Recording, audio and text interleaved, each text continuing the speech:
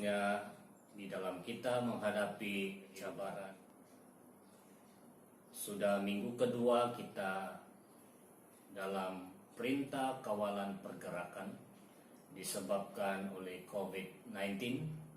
Bukan saja terjadi di Malaysia ini, tetapi di seluruh dunia itu berlaku. Jadi kita menjadikan firman Tuhan sebagai dasar kekuatan kita menghadapi cabaran kehidupan ini. Jadi bersama dengan saya, kita membuka di dalam kitab Roma bab 12 ayat 12.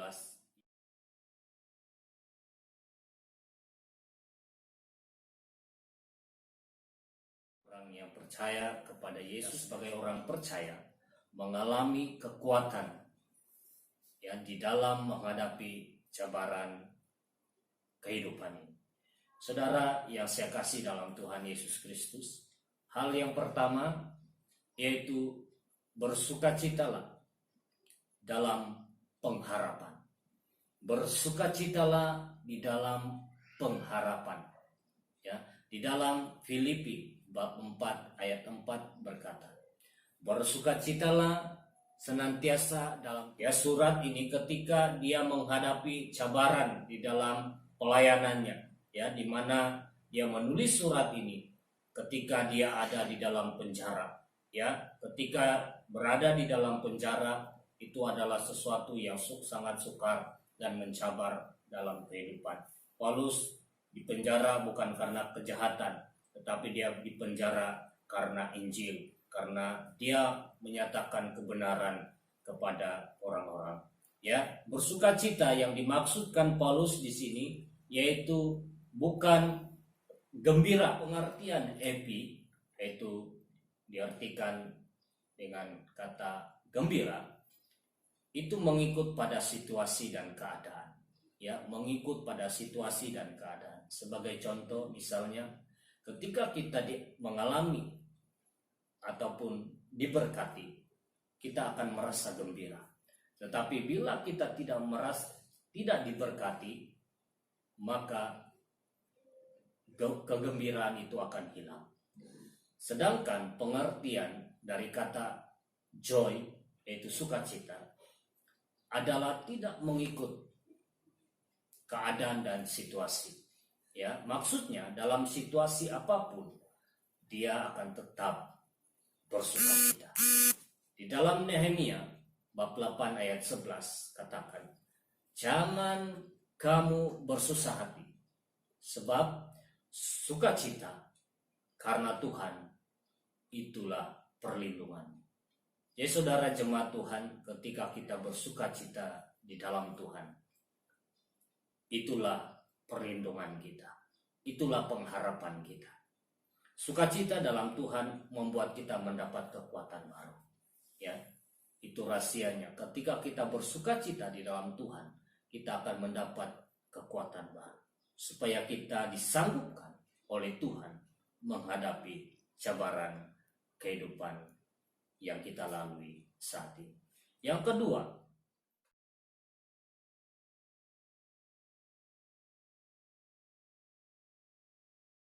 sabar di dalam kesesakan, ya, bersabar di dalam kesesakan.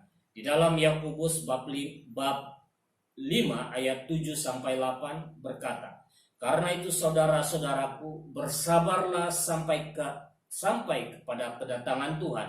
Sesungguhnya petani menantikan hasil yang berharga dari tanahnya, dan sabar sampai telah turun hujan musim gugur dan hujan musim semi. Kamu harus bersabar, ya, harus meneguhkan hatimu karena kedatangan Tuhan sudah dekat.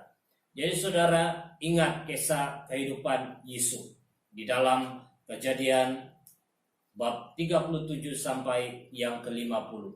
Ini kisah tentang Yusuf di mana Tuhan sudah memberikan suatu kesabaran di dalam hidupnya. Ya, Yusuf dibenci oleh saudara-saudaranya. Yusuf juga dibuang ke dalam sumur. Yusuf juga dikabarkan sudah mati, diterkam oleh binatang buas. Bahkan Yusuf juga dipenjara, bahkan juga dia telah dibohongi. Namun akhirnya pada masa dan waktunya Tuhan, Yusuf menjadi penguasa di Mesir. Saudara jemaat Tuhan yang saya kasihi, kesabaran bukan hanya berkata tentang menunggu, ya. Kita selalu katakan bahwa menunggu itu adalah sesuatu hal yang sangat membosankan. Tetapi ketika kesabaran itu bukan berbicara soal menunggu saja, tetapi lebih berfokus pada sikap kita menanti kepada janji Tuhan.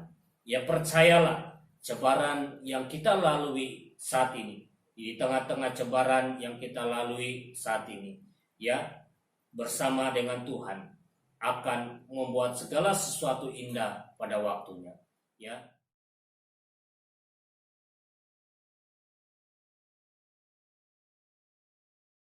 Bertekun dalam doa.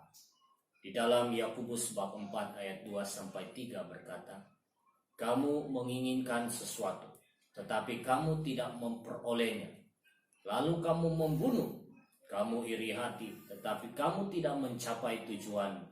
Lalu kamu bertengkar, ya, dan kamu berkelahi. Kamu tidak memperoleh apa-apa karena kamu tidak berdoa. Atau kamu berdoa juga, tetapi kamu tidak menerima apa-apa karena kamu salah berdoa. Ya, sebab apa ya? Sebab yang kamu minta itu hendak kamu habiskan untuk memuaskan hawa nafsu." Dalam saudara, kehidupan itu adalah karena orang tidak berdoa. Ya, kadang-kadang orang sudah berusaha segala usaha, akhirnya usaha itu tidak tercapai, barulah dia mula untuk berdoa. Ya saudara, dia menjadikan doa itu akhir dari segala sesuatu. Tetapi sini saya mengajar supaya kita menjadikan doa nomor 1 dalam kita menghadapi cabaran. Dan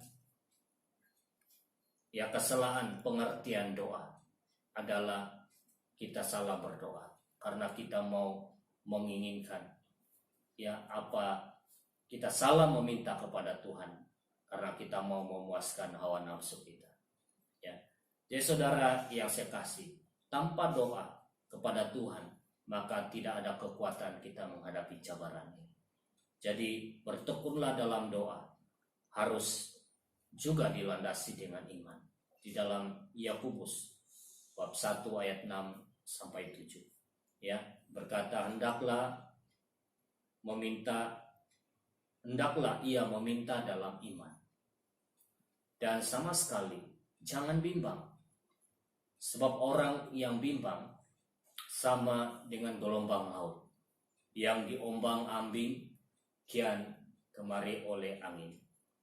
Orang yang demikian janganlah mengira bahwa ia akan menerima sesuatu dari Tuhan. Saudara, ketika kita khawatir dan bimbang dalam keadaan situasi ini, itulah menghalang kita untuk menerima kekuatan daripada Tuhan. Rahasianya adalah landasi doamu dengan iman. Percaya waktunya Tuhan, segala sesuatu indah waktunya. Tuhan akan pulihkan.